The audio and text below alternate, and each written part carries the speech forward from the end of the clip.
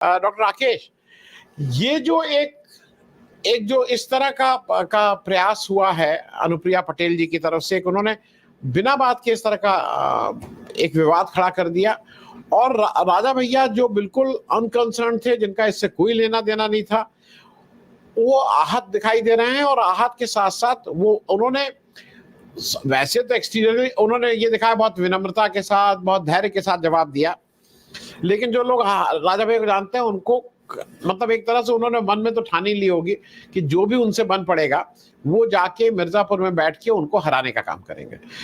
तो जरा आपसे पहली टिप्पणी ये ले लें कि ऐसे ही बुरी हालत है बीजेपी की इस समय, उत्तर प्रदेश में इस समय बुरी हालत है, जो बाकी 27 सीटें बची हैं, ये करने की क्या जरूरत थी, या ये उनका अहंकार जो ऊपर से आता है वो उनके पास भी ट्रिकल डाउन किया है? मैं एक छोटी टिप्पणी इस पे ले लूं, फिर आगे की बात करते हैं। डॉक्टर राकेश। देखिए आनंद सर, अहंकार जो ऊपर से आता है उसकी रोज एक नई वानगी हम लोग देखते हैं। ऊपर जिनका आप संदर्भ दे रहे हैं उनमें से एक जो दूसरे नंबर के महापुरुष हैं, उन्होंने आज ही कहा है शायद कि कोणार्क के सूर्य मंदिर को मोदी जी की वजह से दुनिया में जाना गया है, और इसका उन्होंने बड़ा ही शानदार तर्क दिया है। उनका कहना यह है कि पिछले 10 सालों में जब विदेशी प्रतिनिधि, विदेशी राष्ट्राध्यक्ष आते रहे विदेश भारत में, तो मोदी जी उनके साथ फोटो खिंचवाते हैं कोणार्क मंदिर के सामने खड़े होकर, क्योंकि फोटो में पीछे विदेशी प्रधानमंत्री राष्ट्रपतियों के साथ कोणार्क मंदिर दिखता है, सूर्य मंदिर, इसलिए वो फेमस हुआ है। ये अहंकार की पराकाष्ठा है आनंद सर। कोणार्क का सूर्य मंदिर 1984 में यूनेस्को की विश्व विरासत श्रेणी में आ गया था। विश्व विरासत की जो संरक्षित श्रेणी होती है उसमें वो दर्ज है। अब आते हैं उत्तर प्रदेश में। सवाल सिर्फ अनुप्रिया पटेल का नहीं है आनंद जी, सवाल यह है कि भारतीय जनता पार्टी लगातार जिस तरह की गलतियां कर रही है, खास तौर से सामाजिक समीकरणों को साधने में जो उसने भूलें की हैं, ऐसी भूलें, ऐसी गलतियां कम से कम चुनाव के समय बीजेपी जैसी पार्टी से, मोदी शाह जैसे नेतृत्वकर्ताओं से अपेक्षित नहीं थी। इसकी शुरुआत सामाजिक समीकरणों में एक तरह से घाव करने की शुरुआत अगर माने तो पुरुषोत्तम रूपाला के बयान से इसकी शुरुआत होती है। राजपूतों, क्षत्रियों के, करणी सेना के आक्रोश को पूरे गुजरात में आखिरी दिन तक मोदी शाह शांत नहीं कर सके। खूब पुरुषोत्तम रूपाला ने हाथ जोड़कर माफी मांगी, सब कुछ किया, वे अंततः उसे शांत नहीं कर सके, और वो सिलसिला अब तक चला आ रहा है।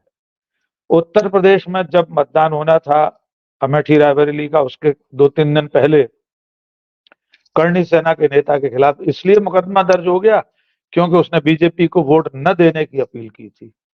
भारत के किस कानून में लिखा है कि वोट देने की अपील नहीं की जा सकती?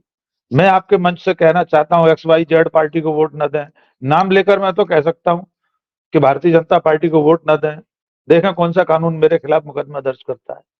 लेकिन बीजेपी गलतियां करती चली आ रही थी। हरियाणा में करणी सेना की इसकी सभाओं में, आयोजनों में लोग गंगाजल ही उठा रहे हैं, शपथ ले रहे हैं बीजेपी को वोट नहीं देंगे।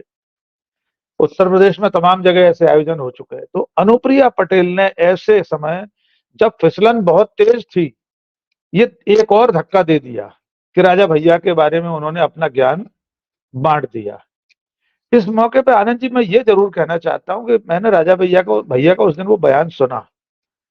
आमतौर पर बाहुबली इतने सधे हुए शब्दों में नहीं बोलते देखे मैंने आज तक, जितने गरिमामय शब्दों में उनका वाक्य विन्यास, सधे हुए शब्द, और ये कहना कि काहे के राजा महाराजा, 70 साल हो गए लोकतंत्र आए हुए, राजा महाराजा तो ईवीएम मशीन से निकलते हैं, जनता के प्रतिनिधि वे होते हैं, जो जनता चुनती है वे होते हैं राजा लोकतंत्र में। बहुत अच्छा बयान था वो। अब इस बयान का कितना खामियाजा खुद अनुप्रिया पटेल को भुगतना पड़ेगा या बीजेपी को भुगतना पड़ेगा, ये अब राजा भैया की सक्रियता से दिखाई देगा। लेकिन मैं बस यहाँ इतना ही जोड़ना चाहता हूं कि भारतीय जनता पार्टी ने सामाजिक मोर्चों पर जितनी गलतियां इस बार की हैं, धार्मिक ध्रुवीकरण की कोशिशें करते करते वे उलटबाजियां जो करते रहे हैं, चाहे वो संबित पात्रा का हालिया बयान हो, भगवान जगन्नाथ को, जो लॉर्ड ऑफ यूनिवर्स हैं, उन्हें मोदी का भक्त बताना और उसके बाद स्लिप ऑफ टंग कहना, तो ये बहुत सारी गलतियां हैं जिनका पूरा एक गुच्छा तैयार हो गया है और मुझे लगता है उसका खामियाजा बीजेपी को भुगतना पड़ सकता है। जी आनंद जी। राकेश भाई, इसलिए कहता हूं कि वो लोगों के दिमाग से वो जाला साफ करना है। एक दर्शक बार बार आके उसको बार बार कर रहे थे, रमेश व्यास जी, कि जून 2004 में पेट्रोल 24 रुपया था, अप्रैल 2014 में 72 था, अब 103 है, तो 200% कुछ एक ये कंफ्यूज करने की कोशिश कर रहे थे। मैं सिर्फ बता दूं, मैंने वो निकाल लिया जानबूझ के। जून 2004 में पेट्रोल 35 रुपया 71 पैसा था, 24 रुपया नहीं था। एक जून 2004 में क्रूड का दाम जो डॉलर में होता है 41 रुपये 51 डॉलर था पर बैरल। अप्रैल 14 में जब 72 रुपया पेट्रोल का दाम हुआ, तब क्रूड का दाम 93.17 डॉलर पर बैरल था। 2024 में आज जब मोदी जी जितने भी रेट पे मिल रहा है वो सभी लोग जानते हैं, तब क्रूड का दाम 79 डॉलर पर बैरल है। ये मैंने कहा कि जानकारी ठीक हो जाना आवश्यक है। अब डॉक्टर राकेश, एक हमारे शादाब खान साहब हैं।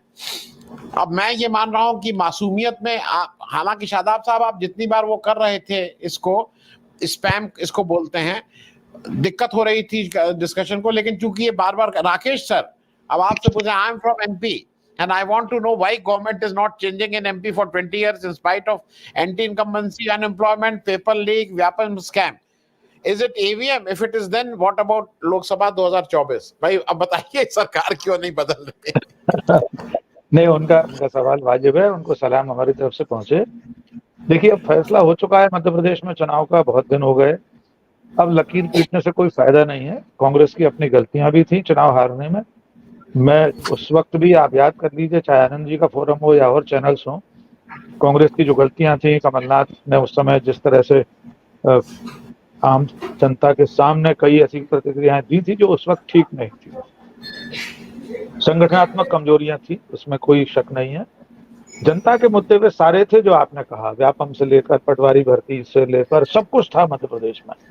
इसके बावजूद सत्ता परिवर्तन नहीं हुआ, तो हम इस पहेली को आज तक हल नहीं कर पाए। हम लोग फील्ड में घूमते थे, लोगों से मिलते थे, बातचीत करते थे। हम क्यों, देश भर के पत्रकार मध्य प्रदेश में आकर कह रहे थे कि सरकार बदल रही है।